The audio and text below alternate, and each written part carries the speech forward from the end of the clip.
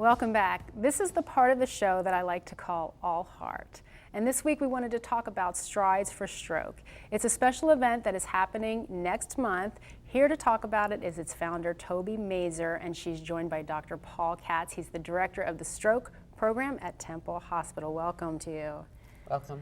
Toby, now tell me how this all started. You're the founder, and where did you begin with this? Well, unfortunately, I began when my late husband, Dr. Howard Mazer, had a ruptured cerebral brainstem aneurysm, and he was in a coma for 4 months. He was on a respirator for 8 months. He wasn't able to swallow for 2 years, and there were no resources within our region that I could turn to for any kind of support or advice or anything. We were in the nihilistic age of a stroke at that time, and when he started to get better, I just made up my mind that I was going to, my mission in life was to create a grassroots organization that would be available to provide information to stroke survivors and their families and increase access, or help them increase access to the services that are so much needed by stroke patients or survivors, and they have no way to find out about them.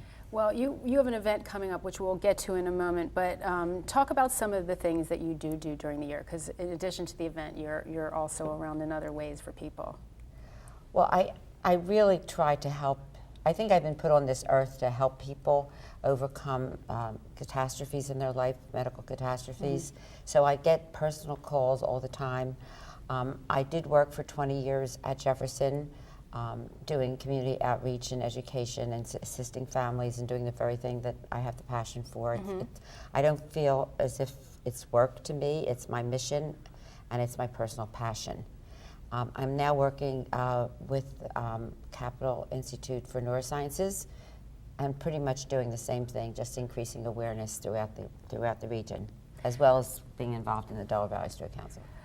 Tell me, what's some basic information that people need to know about having a stroke? So really, stroke is a major public health problem. And I think we are about 10 or 15 years behind where the cardiologists are regarding heart attack. And everybody knows if you have a heart attack to get to the hospital rapidly, and it's really the same for stroke. And so the key really is to recognize what the signs and symptoms for stroke are. And it occurs to me that even subtle signs and symptoms would have to be recognized. So we have an algorithm that was designed by the American Heart Association called FAST, like the word. It stands for face, arm, speech, and time. And this was a project that was done to educate children how to recognize adults who are having a stroke. And it came about because many children are raised by their grandparents these days. And so what it entails is we look for a facial droop, or we ask the patient to hold out the arms and see if the arms drift or doesn't move, for example. And speech has to do with language. So either the patient has slurred speech or is not making the right words. And T stands for time, and time really is of the essence. So we now have treatment for acute stroke that can effectively eliminate or reduce the effects of a stroke, but it must be given within 3 hours of the onset of symptoms. So the T stands for time, and it would signal people to call 911.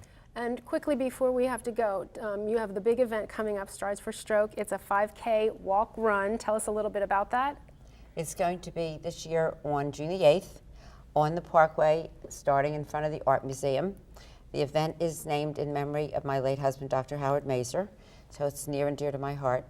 And we usually get a turnout anywhere about 600-700 people, up to 1,000. And we try to focus on the stroke survivors and their caregivers, and they come out in teams, and we really do make them feel very important. It is really their day. Thank you very much for coming and sharing that information with us today. We really appreciate it. That's all for our show tonight. I thank my guests again. My special thanks to my man, my husband, co-host Todd Carmichael. Awesome today. If you want to nominate someone who is all heart, email me at allhearttv@gmail.com. Thanks for watching, and I'll see you next week.